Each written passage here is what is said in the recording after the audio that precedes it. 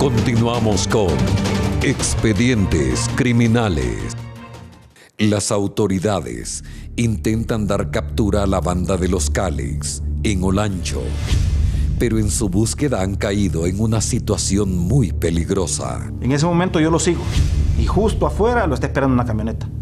Él se monta en la parte de adelante, de la ventana de atrás bajan el vidrio y empiezan a disparar, a quemar ropa. En el momento en que empiezan a disparar, una reacción natural es tirarme al suelo. Y Dios es grande, y eso es lo que me salva. Apenas me levanté, salí detrás de ellos. Cuando escucho el fuego, me tiro detrás de un muro con mi compañero. Nosotros le hicimos unos cuantos disparos a la camioneta, pero rápido se dieron a la fuga. Todo sucedió en cuestión de segundos.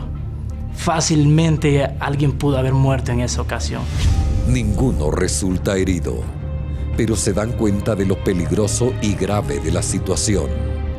La zona no era segura para ellos. Ese día, en vez de irnos para Catacamas, decidimos regresarnos para Tegucigalpa. Ahí nos dimos cuenta de que íbamos a llegar al fondo del asunto, porque no habíamos llegado ni a Santa María del Real y ya nos habían disparado. Y eso definitivamente no se iba a quedar así. Los agentes regresan, pero esta vez vienen preparados. Después del atentado en Punuare, decidimos llamar al comandante y solicitarle refuerzos. No podíamos regresar solos. El grupo de investigadores de la policía llegó días después para recorrer diferentes comunidades en las que se habían cometido amenazas, expropiación de tierras, coacción mediante violencia, secuestros y asesinatos. Ahora se disponen a entrar a donde se supone estaba el corazón de la banda de criminales, Santa María del Real, Olancho. La violencia había paralizado una zona sumamente productiva y económicamente estable.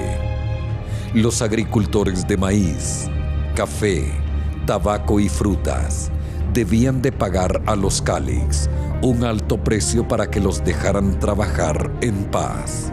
Incluso, muchos de los pobladores habían decidido tomar la justicia entre sus manos y se habían armado para hacer frente a las amenazas, resultando en guerras, heridos y muchos muertos. Debido a lo delicado de la investigación, decidimos ser precavidos y no confiarnos. Mientras se dirigen al centro del conflicto, no están seguros lo que les espera. Mientras la caravana avanza cada vez más adentro, entran a una tierra que siempre ha estado orgullosa de tener su propia ley. La ley del más fuerte. Estábamos en territorio hostil. Por mucho tiempo, bandas de criminales, narcotraficantes, terratenientes habían hecho de la suya. Mucha gente estaba sufriendo ahí. Olancho se ha caracterizado por ser un pueblo violento. Pero en los últimos años esta violencia ha alcanzado cifras escalofriantes, ¿verdad? Hasta el punto que se cree que en gobiernos anteriores se ha perdido por parte de las autoridades el control de esta zona.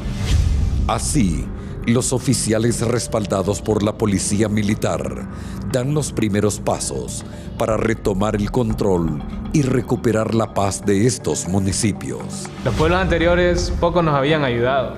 No se había encontrado nada de información sobre los casos. Y para ese entonces, sobre los Calix, se sabía muy poco. Nuestra última esperanza ahí era una pequeña hacienda que se llamaba la Hacienda Real. Pertenecía a un señor llamado Elías Guzmán. Según declaraciones de los testigos, un día llegaron los Calix fuertemente armados y les dijeron que si no les entregaban la propiedad a ellos, iban a ser despachados. Don Elías, el dueño de la finca, trató de negociar con ellos una paga mensual por dejarlos en paz. Al principio, habían aceptado. Don Elías entendía muy bien la situación, ¿verdad? Don Arturo, que era el patriarca de los Calix, tenía muchos contactos, lo que lo hacía prácticamente intocable. En ese punto, don Elías decidió pagar y no entregar su finca. Por un tiempo los Calix dejaron de molestar y eso pues a él lo dejó tranquilo también. Pues mire, si usted se pone a negociar con delincuentes, no puede esperar que cumplan su palabra. El pago de don Elías aumenta cada vez más. Sabemos que los olanchanos son famosos por su mal temperamento. Mire, la situación llegó a un punto insostenible. La esposa de don Elías decidió hablar con todos los vecinos. Ahí fue cuando se dieron cuenta que todos estaban pagándole a los Calix. Ella decidió organizarlos y tomar la justicia por sus propias manos. Pues mire, en pueblo chico, infierno grande, ¿verdad?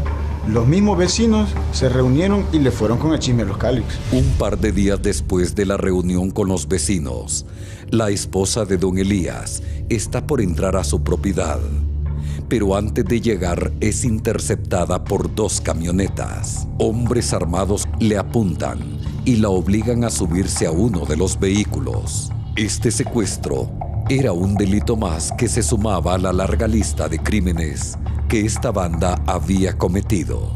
Yo en ese momento me preguntaba, ¿hasta cuándo vamos a seguir encontrando más víctimas? Pero ¿cómo llegamos a este punto? ¿Cómo una banda de criminales hace todo lo que le plazca a plena luz del día? En ese momento, ya entrando en detalle con don Elías, nos dimos cuenta de lo grande que era la banda de los Calix y de cómo operaban, cómo trabajaban en la zona. Todo comenzó con una disputa entre los Calix y los Figueroa hace más de 10 años atrás. Los Calix y los Figueroa dominaban a placer el narcomenudeo en toda la zona. El pleito se da porque los Calix querían el ingreso de algunos lugares exclusivamente para ellos, y esto desde luego no le gustó a los Figueroas. Pero los Calix siempre fueron despiadados y no darían chance que el malentendido durara por mucho tiempo. Fue una situación donde la violencia engendró violencia. Esta familia ganó la disputa por sus propias manos, pero no pensaban quedarse ahí. Comenzó con la expansión de sus terrenos y respetando los límites de los otros vecinos a la fuerza. No había quien se les opusiera. Su interés era apoderarse de muchas rutas de narcotráfico para solamente aprovecharlas ellos. Movían drogas desde Colón y La Mosquitia al resto del país. Olancho tiene una posición estratégica para el tráfico de drogas, debido a que tiene un territorio muy extenso y sin mucho control. Incluso hay pueblos del interior que están prácticamente aislados.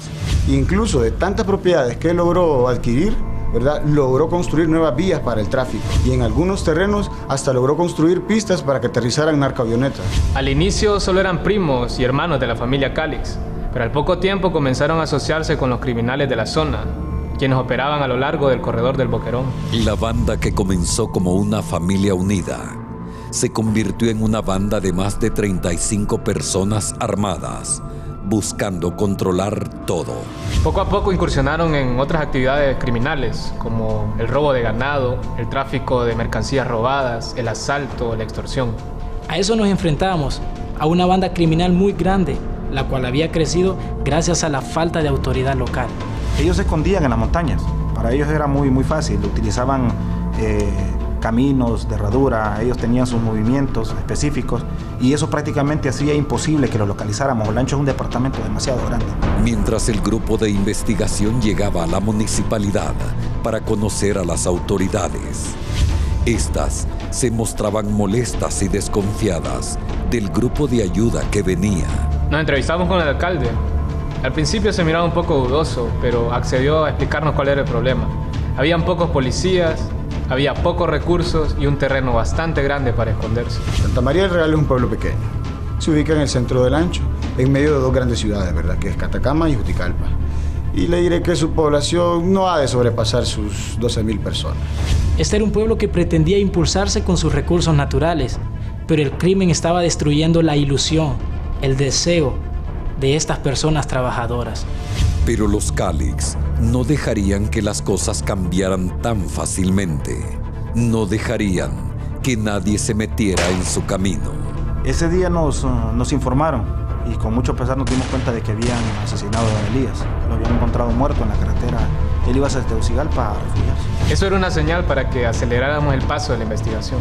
Con la información recolectada, los procedimientos judiciales inician. La maquinaria de la justicia empieza a moverse y se prepara un operativo para dar captura a los miembros de esta banda. Pero, ¿será posible desarticular toda la banda en un territorio tan extenso?